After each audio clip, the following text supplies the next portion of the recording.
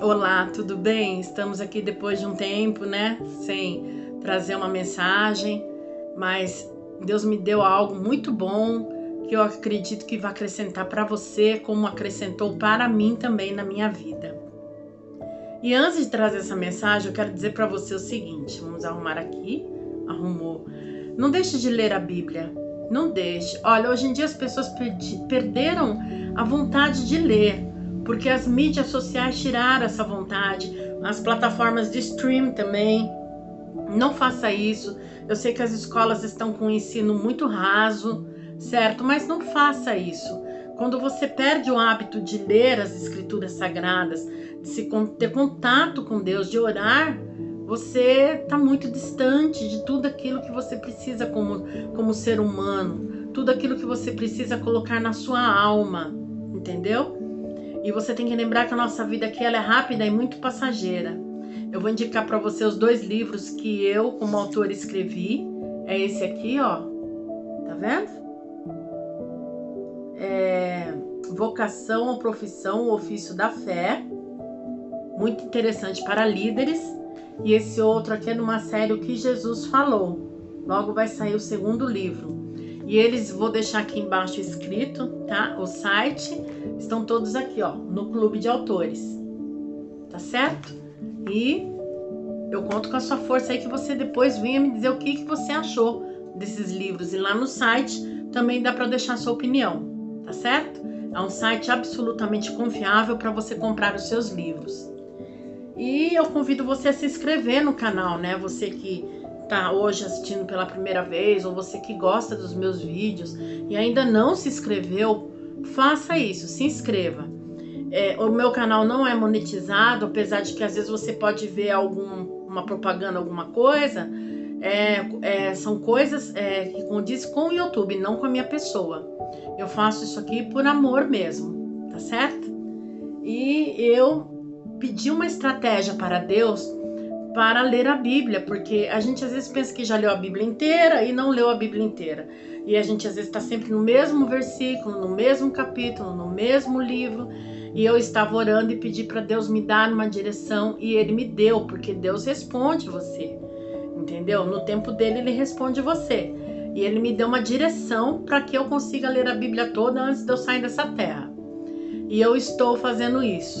E foi nessa leitura diária, do jeito que Deus me deu, é bem diferente do que qualquer pessoa. Eu nunca tinha visto isso com ninguém. E foi particular, foi comigo, certo? E foi que eu recebi essa mensagem. E ela é um versículo, um trecho polêmico da Bíblia, né? Que vários segmentos explicam de um jeito diferenciado, né? Eu sei que tem umas seitas aí que diz assim, que evangélico gosta de distorcer a palavra da Bíblia.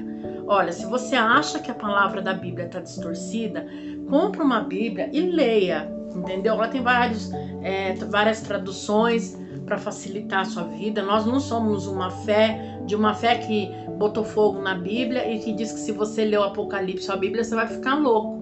Não somos assim. Nós incentivamos a leitura da Bíblia para que você procure se entender com Deus e conhecer o caminho da verdade, tá certo?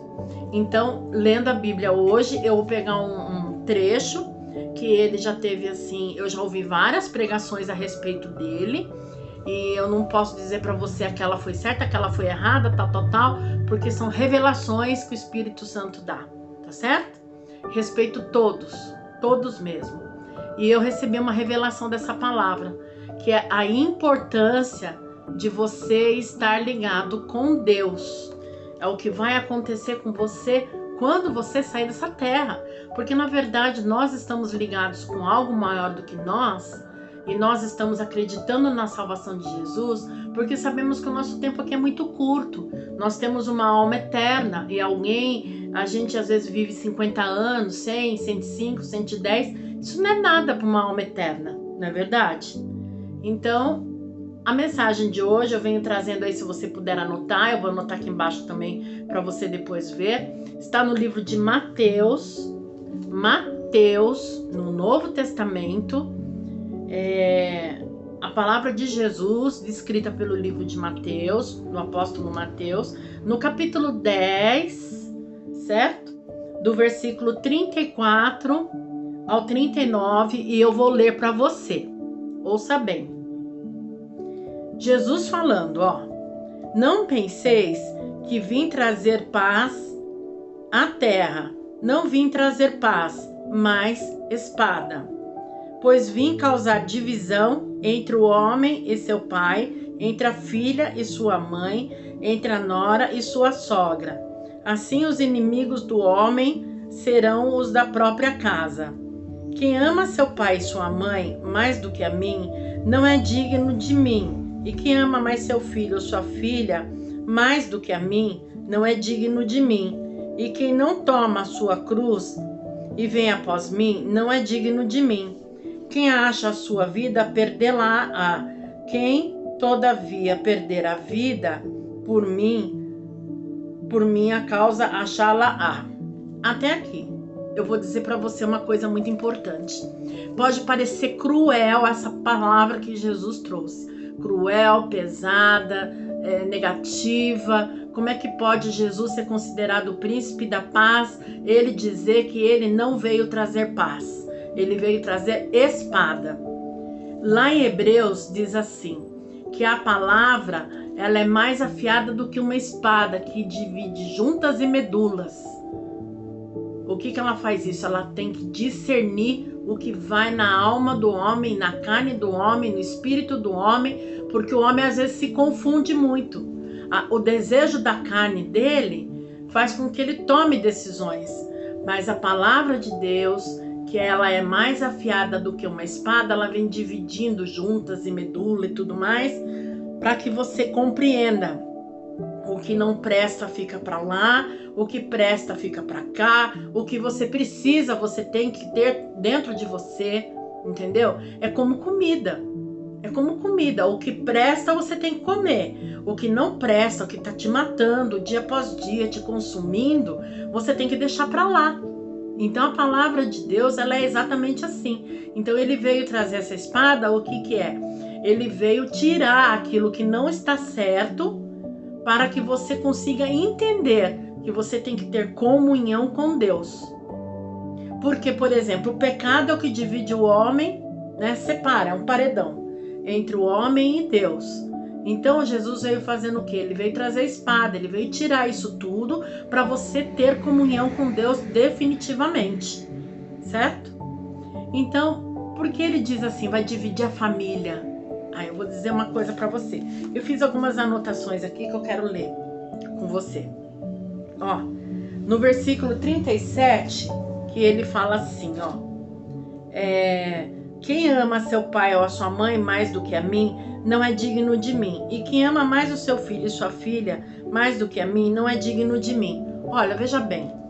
Deus nos deu o seu único filho. Ele deu. Deus ama a Jesus, mas ele deu para que ele morresse uma morte vicária, uma morte de redenção lá na cruz, humilhante e tudo mais, para que eu e você recebêssemos a vida eterna através disso. Entendêssemos o que é o pecado, e aí a gente abandonasse de vez o pecado, aceitasse esse sacrifício, e nós viemos a viver uma vida eterna. Então ele não amou. Deus podia fazer o quê? Eu amo o meu filho e eu não vou dar o meu filho em morte lá na cruz por uma pessoa que vive enganando a mulher, que vive a mulher enganando o marido, para esse ladrão, para esse cracudo. Eu não vou dar meu filho, entendeu? Para essa pessoa que bebe, enche a cara, mata no trânsito e vai-se embora e acha que tá tudo certo. Para esse sequestrador, para esse estuprador, para esse homem que mata mulheres, entendeu? Pra mulher que mata marido na hora que ele tá dormindo. E mais esse monte de coisa, eu não vou dar meu filho, não. Porque meu filho é precioso, eu amo acima de tudo.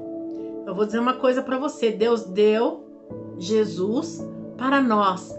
Principalmente para essas pessoas que não conseguem, elas não conseguem compreender. Para elas estão numa situação de situação boa, numa situação certa. Elas não conseguem compreender, elas estão tão cauterizadas na mente que elas não conseguem entender que isso é um pecado contra elas e contra Deus. Então foi para essas pessoas que Jesus veio. Então, se Deus abriu mão do filho dele para essas pessoas tenebrosas, que você diz não é possível, então como é que pode? Nós não vamos abrir mão daquilo que a gente acha certo, entendeu? Abrir mão daquilo que nos foi ensinado para seguir os caminhos de Deus. Então você não é digna de Deus, eu não sou digna de Deus, não sou digna de Jesus, não sou digna da salvação. Entendeu? É isso que ele quis dizer. Ele deu o primeiro exemplo. Deus deu o seu filho. E aí, para que todos nós venhamos a seguir esse exemplo. A anotação que eu fiz foi o seguinte. Esse versículo 37 refere-se às pessoas que se recusam a ouvir a palavra da Bíblia Sagrada, apenas para seguir os caminhos dos seus pais. O que eu quero dizer com isso? Olha, no decorrer do meu caminho, eu vi vários quadros assim, entendeu? Eu vi, por exemplo, pessoas que se diziam crentes, bem lá no passado, mas também recentemente andei vendo isso daí, que espancavam os seus filhos em nome de Deus, espancavam, batiam com cinta até deixar a carne viva, batia com fio de antena, deixava de castigo. Teve outro que eu conheci que dava um castigo para os seus filhos quando eles iam mal na escola, pondo de castigo sem comer, lendo a Bíblia. Olha, vê se isso é castigo, gente. Pelo amor de Deus, desde quando que lê a Bíblia é castigo? Castigo é uma mente doente que faz isso, sabe? Então, aí o que acontece? Esses filhos crescem e continuam seguindo a religião dos seus pais. Não sei se batem nos filhos ou não, se castigam ou não, se ficaram com alguma sequela moral na cabeça, mas não conseguem entender que alguma coisa está errado. Que Bíblia é essa que essas pessoas estão lendo? Que ensinamento do céu é esse que as pessoas estão lendo? Que característica de Deus essas pessoas têm encontrado? Entendeu? O que o estudo sobre Deus, sobre o Espírito Santo, sobre Jesus Cristo tem trazido para essas pessoas? Então, como que elas podem ter um vínculo com Deus e esperar uma eternidade com Deus se elas continuam seguindo os erros dos pais e elas não param? Olha, eu vou dizer uma coisa para vocês. Eu não vim de um lar evangélico, eu vim de um lar cristão não protestante. O que quer dizer com isso? Só na época de festa, entendeu? Só na época de festa que pratica. E também fui levada até o espiritismo do kardecismo. O dia que eu entendi que eu tinha que levar meus filhos para uma fé, o que eu fiz?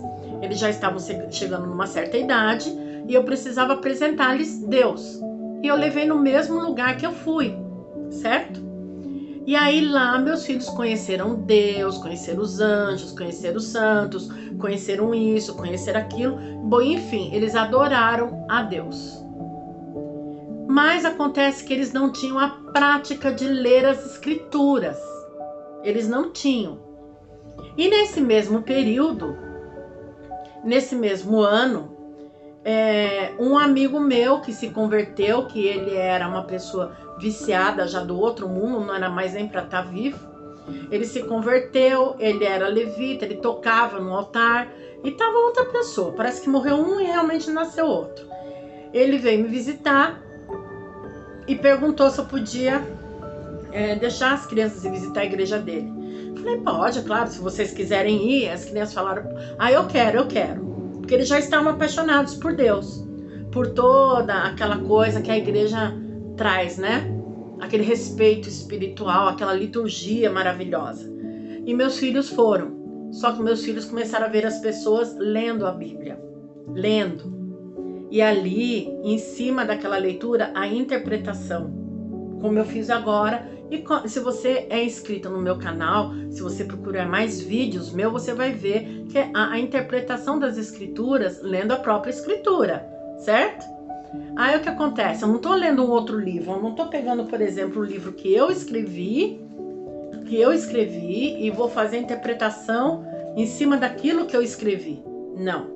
Aqui é uma inspiração que eu tive espiritual e fiz o livro. E o que tem aqui? Os versículos da Bíblia também, certo? A Bíblia é a direção de tudo.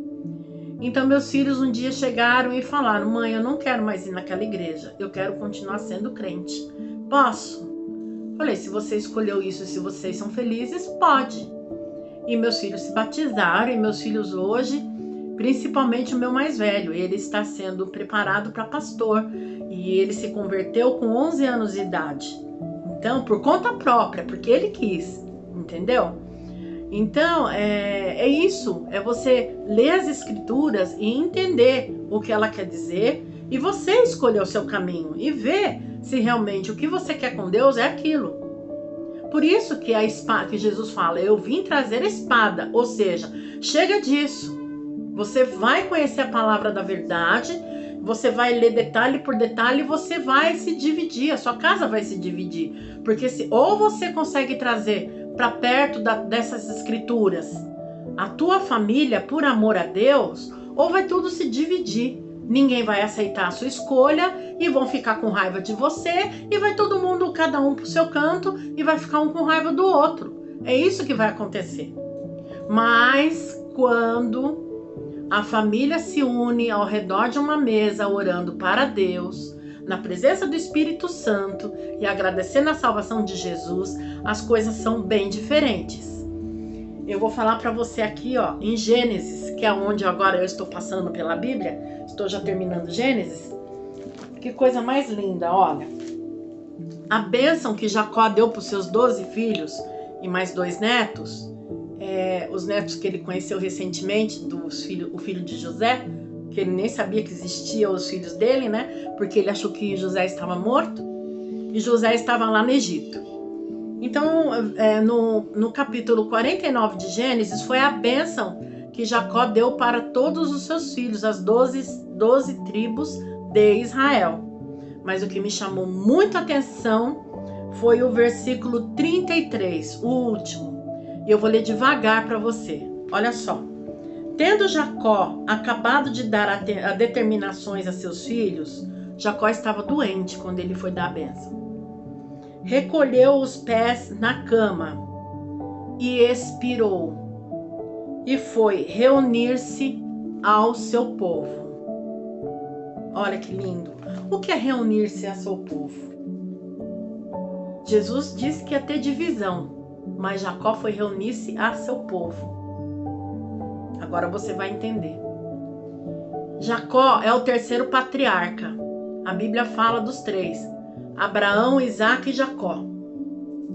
Abraão foi o pai da fé, que teve Isaque, filho do milagre, certo? A mãe dele, ele nasceu com a mãe com mais de 100 anos, uma mulher que era estéril. Era filho da velhice de Abraão, Isaque. Então Isaque foi o filho da promessa. Isaque teve Jacó e Esaú. E Jacó seguiu os caminhos de Isaque. Então Abraão, Isaque e Jacó, os 3, não foram família dividida. Esaú se dividiu. Mas Jacó, Isaque e Abraão, os 3 patriarcas, eles não se dividiram. Eles seguiram aquilo tudo que eles tinham de comunhão com Deus. Eles fizeram voto com Deus. Eles viveram as maravilhas de Deus. E eles tiveram problemas e dificuldades também. Tiveram sofrimento, lágrimas, perdas. Entendeu? Tudo que a gente tem na vida. Abraão, Isaque e Jacó. Esse daqui, todos eles foi uma família gigante. E o que aconteceu? Esse daqui foi a família, e mais as mulheres dele, né, de Jacó, a que ele se reuniu. Que aqui fala que ele expirou e se reuniu a sua família. Então olha só, é alguém que seguiu os caminhos que Deus vem ensinando. Se nós entendermos o que a Bíblia tem para nós, definitivamente, e se nós conseguirmos trazer esse entendimento dentro da nossa casa, não haverá divisão, não haverá briga, inimizade, quebra de relações. Mas é difícil, porque na época de Abraão, Isaque e Jacó, olha o que aconteceu. Abraão, quando foi conseguir Abraão trouxe Sara, a sua esposa, que era na verdade a sua irmã, filha de uma outra mulher, certo? E se casou com ela, ou seja, da mesma família, da mesma mesma família, que hoje já não é, isso já não tem mais nada a ver. Isso daí foi na época que Deus queria aumentar a população na terra. Aí o que acontece? Quando ele quis encontrar uma esposa para o Isaac, porque ele já tinha saído da terra dele para uma terra distante, cheio de estrangeiros, cheio de outras religiões, o que Abraão fez? Ele falou assim para o escravo dele, para o servo dele, ó, você vai lá na terra da minha parentela e traga uma esposa para o meu filho que seja da parentela, que tenha a mesma fé, certo? Para que não haja divisão. E assim foi, veio a esposa para o Isaac da mesma religião, ou seja, da mesma fé, do mesmo Deus, o Deus Todo-Poderoso. E aí, não tão distante, Rebeca ajudou Jacó a ir embora e falou para ele assim, olha, vai lá para minha parede, vai lá para casa do meu irmão e vai para lá, porque seu irmão tá querendo te pegar, né, por causa de eventos que aconteceu na Bíblia, que eu não quero falar desses eventos agora para não fugir da nossa ideia. Mas vai lá para casa de Labão do meu irmão e fica lá, certo? E só volta quando o seu irmão estiver mais calmo. E aí, nisso daí, ele conheceu Raquel. E a Lia também, que foi a segunda esposa dele. Tudo dentro da parentela. Então, nada saiu da parentela. Então, quando teve que se casar, quando teve que ter adoração a Deus, entregar sacrifícios, entregar ofertas e tudo mais, eles prosperaram diante de Deus e tinham todos profetizando a mesma fé, certo? Então é por isso que aquele que começa, casa com outro que não tem nada a ver com a sua fé, começa a quebrar. Aí quando um aceita Jesus, chega a espada na casa, que é aquela que discerne as juntas e medulas para um lado, vamos ver o que está errado, vamos ver o que está certo. Provavelmente aqui, quando o seu errado vê o certo, vai se quebrar no meio, não vai mais querer ouvir falar, vai ter raiva, entendeu? O meu último casamento, por exemplo, eu tive 2, tá? O meu último casamento, por exemplo, meu marido falava que ele era cristão, que ele só faltava se batizar, que a mãe dele, ela tinha o prédio dela era alugado para uma igreja evangélica, que a mãe dele era evangélica também. Aí para casar comigo ele se batizou. Aí ele escolheu a igreja que a gente ia casar. Aí ele escolheu a igreja que eu ia congregar para eu trabalhar, certo? Como obreira. E não foi nada fora daquilo que é a minha visão. Foi tudo dentro. Só que depois que casou, ele não queria pôr o pé na igreja de jeito nenhum. Não queria. Entendeu? Era por baixo de briga, de discussão. Aí o que acontece? A espada estava em casa, sabe? E aí veio a divisão. Ele não queria, ele não me acompanhava. Se ele estivesse na igreja, ele estava com a cabeça distante. Nos últimos dias ele ficava até com o celular na mão, vendo as outras coisas e não prestava atenção no culto. Então ele ia por obrigação. A espada estava realmente nos dividindo até que não deu mais certo. Deus não foi culpado da minha separação. Jesus não foi culpado da minha separação. O culpado da minha separação foi as circunstâncias que não deram certo. Porque a espada divide, certo? Não veio para unir, ela veio para trazer divisão. E é isso que aconteceu. E eu continuo na mesma fé e ele não, porque ele não se sentiu mais obrigado a seguir a mesma fé, certo?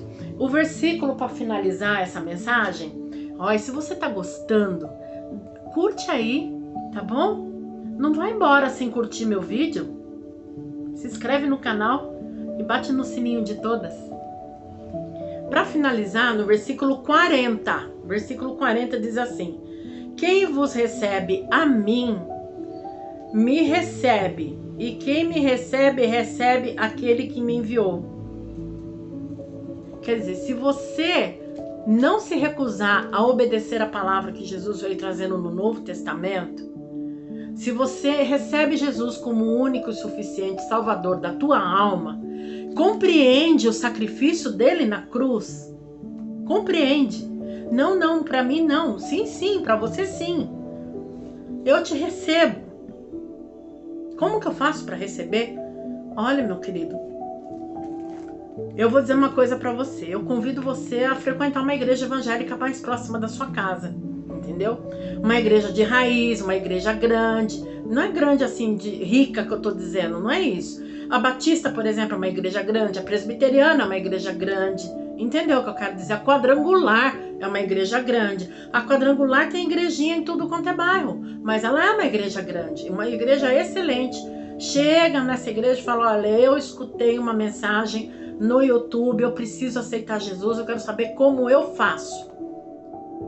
Eu quero conhecer essa mensagem da cruz e eu quero saber como eu faço. Procura o pastor e conversa com o pastor da igreja. E ele vai te orientar, tá certo? E aí você volta e me deixa aqui um comentário, tá? Mas não vai embora sem antes curtir meu vídeo. Não vai embora antes de se inscrever no meu canal e de compartilhar com quem você acha importante, tá bom? Essa mensagem. Eu gostaria que você deixasse um comentário se você já conhece o meu canal, se as mensagens que eu venho trazendo para você impactaram sua vida de alguma forma, se você tem a prática de ler a Bíblia Sagrada, se a Bíblia Sagrada, acima de todas as coisas, já impactou a sua vida, sabe? Eu tenho um vídeo aqui no canal, se você procurar, que tem um vídeo meu com o Ícaro, que é do canal Manual do Instrutor, que fala da importância da Bíblia Sagrada, entendeu? Você acompanha o canal dele também, dá uma olhada nesse vídeo, porque mais do que tudo, nós somos apenas os comunicadores da Bíblia Sagrada, mais nada do que isso. Não somos melhor do que ninguém. Nós nos dispomos a ler, nos dispomos a orar, entendeu? Nos dispomos a entender, a buscar no Espírito Santo aquilo que Deus quer que você saiba. Mas o mais importante que está acima de nós é Deus. É a inspiração do Espírito Santo. É a mensagem da cruz. Certo? Tudo isso é muito mais importante que está relatado aqui nas Escrituras Sagradas. Tá certo? Bom, ficou aí a mensagem de hoje. Eu agradeço muito. Não esquece também, se você comprar o livro, falar o que você achou. Gente, vou ficar muito feliz de saber o comentário desse livro, tá bom? Tchau, tchau e até a próxima, tá?